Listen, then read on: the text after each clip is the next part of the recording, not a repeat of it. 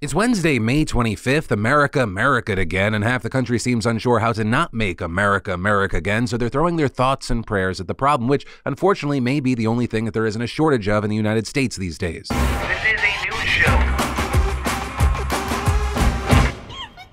All the money, all the revenue made by posting today's show will be going towards the Texas Elementary School Shooting Victims Fund. If you'd like to also join in, I'll link down below. But just as a warning, most of today's show is rage-inducing, which is where we're going to start things off light. Online creators punching each other in the face actually turns out it can be a good thing, though it needs to be done in a very specific, regulated way with both parties consenting, because iDubbbz's Creator Clash, it has now been confirmed, has raised $1.3 million for charity. With iDubbbz having been on the show last week, we knew they had raised over $1 million. Seeing 1.3 is amazing.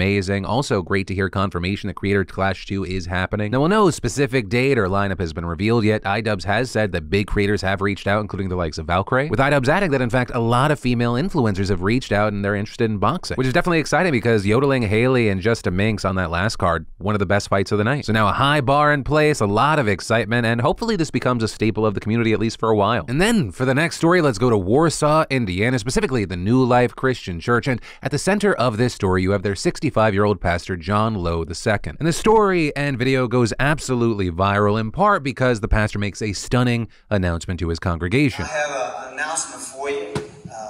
It's called a confession. I committed adultery. It was nearly 20 years ago. It continued far too long.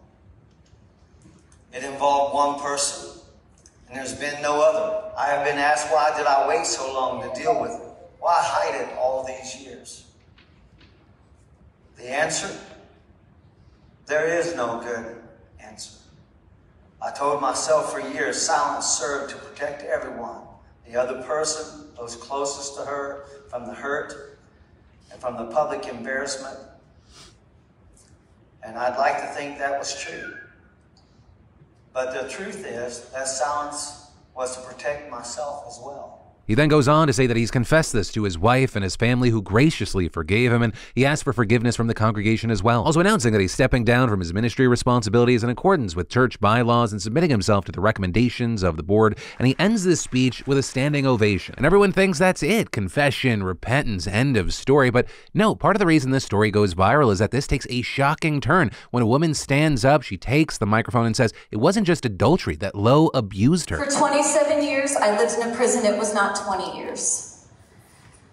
I lived in a prison of lies and shame. Saying that for years she thought she was a horrible person, had suicidal thoughts, and never realized what was truly done to her. That I was a victim, and I would still be in a prison if my brother, and many of you know him, Edgar Wolf, had not approached me just 2 weeks ago with what he had seen as a teenager that bothered him all these years. Claiming that he saw Lowe in bed with her, his younger sister, and then dropping the bombshell that she was only 16 years old when he took her virginity on his office floor. You can't admit the truth. You have to answer to God. You are not the victim here. I tried to tell someone, but all that was done was cover up. No one ever came to me. No one ever helped me. No one ever got me counseling. I have wanted to talk to somebody all of these years and never. You have somebody that you've talked to. I never have. The church deserves to know the truth. This church has been built on lies, but no more. She then walks away, her husband backs her up, and after the church goes silent, people get fucking pissed. If you did it, you need to admit it. That's right. 100%. You need to hear from our pastor, the man who is the man. Give me the microphone. Lowe then gets back on the microphone. He kind of just doubles down. I told you I committed adultery. I told you it went on far too long. Did you do it?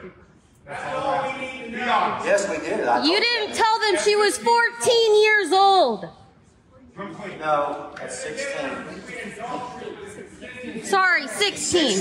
Pastor John, I'm gonna just go out on a limb and say you got a pretty fucking shitty argument if you're like, no, she was 16 years old when you were her 38-year-old pastor, you fucking scumbag. And as far as the rest of the video, you have a number of people just continuing to express their disgust. He asked for forgiveness again. People then go up to support him, which I will say, while I don't have an issue with like people who believe in God in general, I think one of the things that bothers me about organized religion is just the fucking hypocrisy. This pastor used and abused the power he had over his congregation, specifically a 16-year-old girl in this instance, and he preached one thing his entire life and lived another. But for a number of people, it's going to be all okay because he confessed and part of his congregation forgave him. But the only person that's actually able to accept an apology in this situation is the 16-year-old girl that he fucked on his floor. She is, yes, now all these years later, a grown woman, but there's always going to be a part of her that is that 16-year-old girl. Trauma gets locked in, even if we don't realize it, for years and years. But Pastor John Lowe II will probably be fine because everything is bullshit and nothing matters. Hypocrites in power seem to continue to stay there, especially when they have the power of the invisible man on their side. And then, over the last 2 years, we've gotten used to things like work from home, school from home, but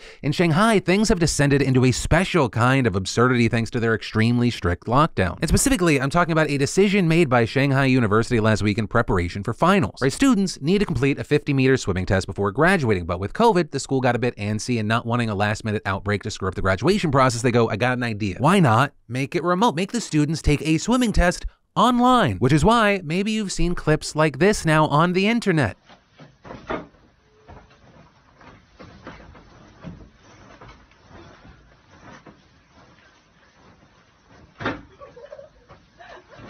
Now, to be clear, they did not require students to swim in their beds, but some did just to ridicule the administration. Like, this guy just can't help but respect for doing a perfect dive onto his mattress. Actually, though, students have to complete an online basic theory of swimming test before May 29. But still, immediately after it was announced, the hashtag Shanghai University swimming test changed to online assessment, which, by the way, longest fucking hashtag ever. But regardless of the length, it went viral, getting over 120 million views on Weibo, China's social media platform, with people posting things like, this is just embarrassing coming from a reputable university. Another asking, are the students supposed to swim in their bathtubs? Also, I think an aspect of this story that's been overlooked is just the weird reason they have to have the swimming test in the first place. Apparently, some of China's most prestigious universities require students to do it before they graduate because swimming is considered an essential survival skill and improves physical fitness. Because, I'm all for betterment, right? The more skills you have, the better. But it's kind of fucking weird when, someone's going to your college to become, a computer programmer, and you're like, you may be doing it on a boat, so I'm gonna need to see that backstroke before you get the degree. Anyway, it's just kind of a silly, funny story that I felt like I needed to share because I needed at least two things in today's show that didn't make me want to hurt somebody. But from that, I want to take a quick second to tell you about how I've improved my sleep with today's sponsor, Beam. Sleep affects everything from mood to weight, hormones, performance, and energy levels, so improving your quality of sleep is the fastest way to up your wellness game. And Beam's new flavor, Sea Salt Caramel Dream Powder, is their most decadent, healthy hot cocoa yet. It contains 5 powerful natural sleep-promoting ingredients such as nano CBD, reishi mushroom extract, magnesium, I-theanine, and melatonin. It's third-party lab-tested, contains no THC, and is trusted by top athletes to help them get their best sleep and recovery. If you experience sleep difficulties, Dream Powder is for you. I'm hooked. It helps me wind down from hectic and sometimes stressful days, fall asleep faster, and stay asleep. Also, the Sea Salt Caramel flavor launches today. It's only available with my link, and for a limited time, Beam is upping my discount from 35% to 40% off. So head on over to beam.com/DeFranco. Use code DeFranco to get 40% off your first month subscription and 20% off all recurring orders. Plus, free shipping always, and a Beam mug and frother with your first order. But this offer is only available here for a limited time, so jump in. And then, I want to talk about one of the most brazen cases of injustice in our country right now. And at the center of this story, you have a man by the name of Crossley Green. And in fact, because of recent news, this story may actually get worse. So to go back to the beginning, we have to go back to 1989. That's when another man by the name of Charles Flynn was found shot dead in a Florida citrus grove, with his ex-girlfriend Kim Halleck, who was with him the night that he died, telling investigators they had been robbed and their truck hijacked. Now, both of them are white. Kim claims that the suspect is a black man. So when she sees Green in a photo lineup, she picks him, even though his lawyers have described his photo as the smallest and darkest one on that lineup. But still, he ends up getting arrested for kidnapping, robbery, and murder, with him then sentenced to death the next year by an all-white jury. But right off the bat, a few things don't add up. First of all, there is absolutely no direct evidence linking Green to the crime. Second, Green claims that he was at a party the night of the murder, which 10 witnesses have backed up. Third, the shoe prints found at the scene do not match what he was wearing. And fourth, just plainly, Kim's story doesn't make a lot of sense. Right from the time Flynn was killed to the time she called 911, there was about an hour missing, plus she gave the deputies the wrong directions. And there's other details in her account that just contradict each other or the available evidence, like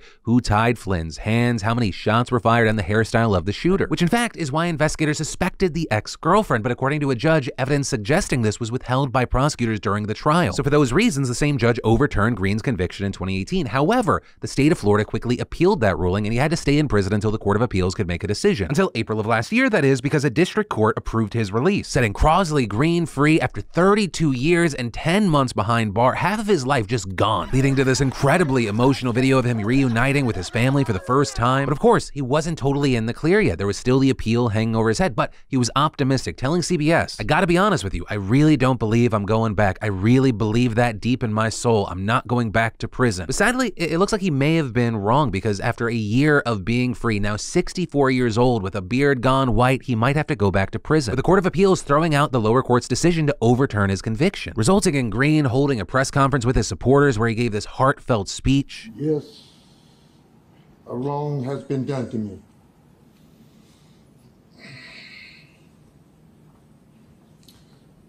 With the grace of God, I hope it will be straightened." And later adding, "I got family I want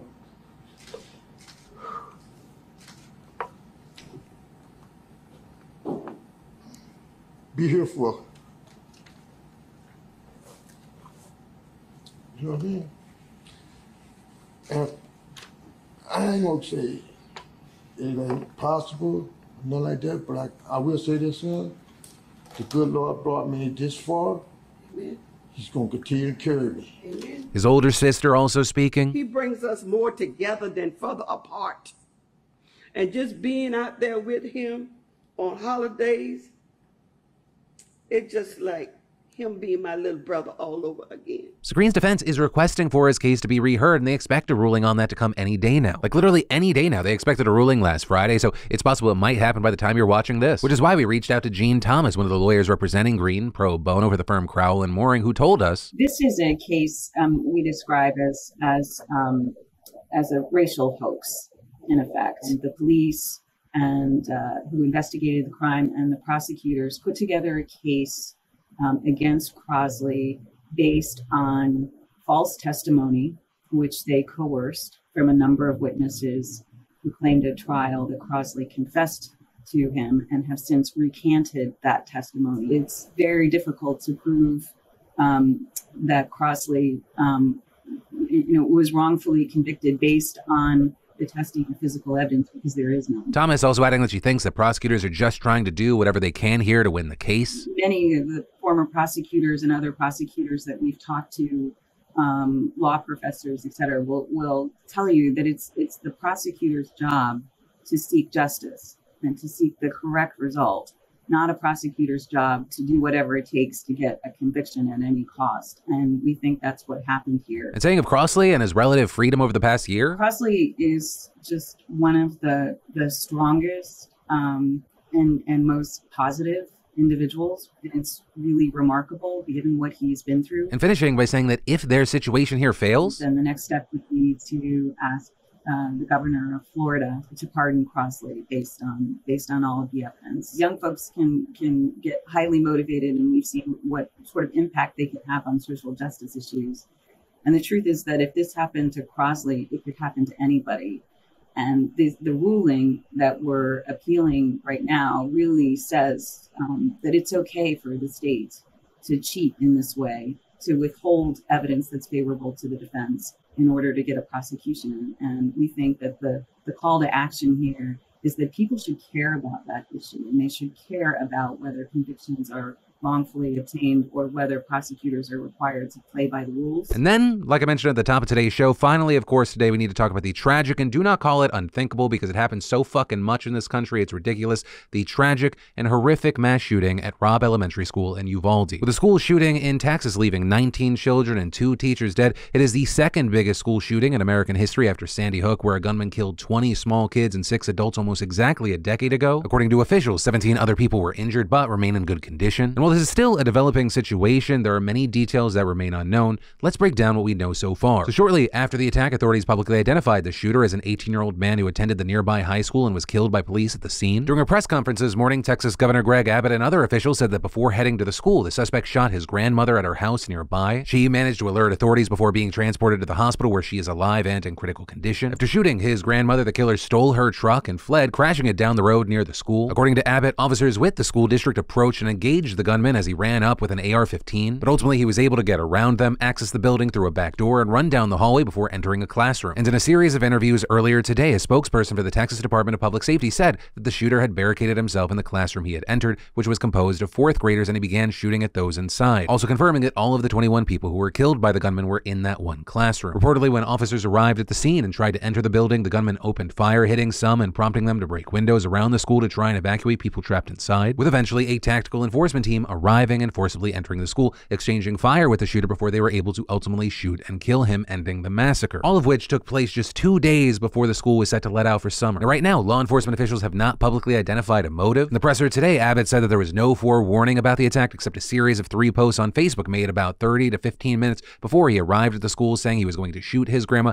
that he had shot his grandma, and that he was going to shoot up an elementary school. Notably here, although Abbott seemed to imply the Facebook posts were public, a spokesperson for Meta disputed that description, saying that they were not posts but private one-to-one text messages. Now, as far as what we know about the suspect, officials say that he was a high school dropout with no criminal record or history of mental health issues. But despite that, Abbott and others still spent a good deal of time during their conference claiming that the attack was the result of a mental health crisis and calling for more resources instead of common sense gun restrictions. Reportedly, people who knew the suspect said that he was bullied intensely in school, frequently missed class, had a hard home life, and lashed out violently at those around him. Also, according to reports, about a year ago, the suspected shooter posted pictures of automatic rifles that he, quote, would have on his wish list on social media. And just a few days before the shooting, he posted a photo of 2 rifles with the caption, "My gun pics." And in today's press conference, the director of Texas Public Safety said that in mid-March, the gunman purchased 375 rounds of ammo and 2 semi-automatic rifles, including one that he used at the school. But very notably here, that appears to contradict reports from multiple people briefed on preliminary investigatory documents that said that the gunman had purchased both guns within the last week, just after his 18th birthday. But because those were preliminary, it is possible that the information just was not correct, though as of recording, it was still being widely reported. Just based off of the limited background we have on this guy, it's clear that he matches the profile of mass shooters that we've seen, unfortunately, time and time again. Because school shootings, those are more American than apple pie. A classic American tale of mass murder of children from gun violence and knowing that literally no one in the fucking government's gonna do anything because of the way that it's split. For those of you that have been with me for a while, I mean, how many fucking times have we had to talk about a story like this? It hasn't even been 2 weeks since the last huge mass shooting when another 18-year-old man shot and killed 10 black people at a supermarket in Buffalo. And just this past Monday, the FBI released data showing a rapid increase in public shootings in America, with a report finding that the number of active shooter attacks increased by 52% in 2021 from the year before, which marks a shocking 97% increase from 2017. But despite all of this, the GOP responded to this latest tragedy with their consistent and foolproof plan to prevent this from ever happening again, offering thoughts and prayers. With the NRA's favorite son, Mitt Romney, tweeting, "Grief overwhelms the soul. Children slaughtered, lives extinguished, parents' hearts wrenched, incomprehensible. I offer prayer and condolence, but know that is grossly inadequate. We must find answers," he said while looking at the answer key for the test. Representatives Tom Cotton and David Perdue offering the same meaningless and unproductive thing. Also, in case it's unclear, those numbers underneath their names are how much the NRA has spent in support of them, which it's funny. So many of the politicians that are only offering thoughts and prayers seem to be favorites of the NRA. That's weird. Governor Greg Abbott also speaking out on this issue, though online most people saying, "Shut the fuck up, you're part of the problem," with responses from Texas politicians seeming to strike a particular chord with people because the state's GOP has actually loosened gun laws in Texas in recent years. With the Texas Tribune noting that even though Abbott has considered things like red flag laws, the state has instead passed laws that gave teachers more access to guns and allowed for Texans to conceal carry handguns without a permit. I mean, just back in September, Abbott signed laws that made it easier for people to carry guns and banned local agencies from enforcing federal gun rules, with seemingly a lot of the frustration towards Republicans being they're not just doing nothing to prevent these shootings, but they're actually going in the opposite direction by relaxing gun laws, which is why there's been this massive swell of responses from Democratic politicians, families of victims of previous shootings, and just all kinds of people saying, when will enough be enough? With the likes of Connecticut Senator Chris Murphy going on the Senate floor yesterday to say and question, what are we doing? Why do you spend all this time running for the United States Senate? Why do you go through all the hassle of getting this job, of putting yourself in a position of authority, if your answer is that as this slaughter increases, as our kids run for their lives, we do nothing? What are we doing? Why are you here? If not to solve a problem as existential as this. This isn't inevitable. These kids weren't unlucky. This only happens in this country You also have the likes of Golden State Warriors coach Steve Kerr making an emotional plea during a pregame press conference. When are we going to do something? I ask you, Mitch McConnell, I ask all of you senators who refuse to do anything about the violence and school shootings and supermarket shootings, I ask you, are you going to put your own desire for power ahead of the lives of our children and our elderly and our churchgoers?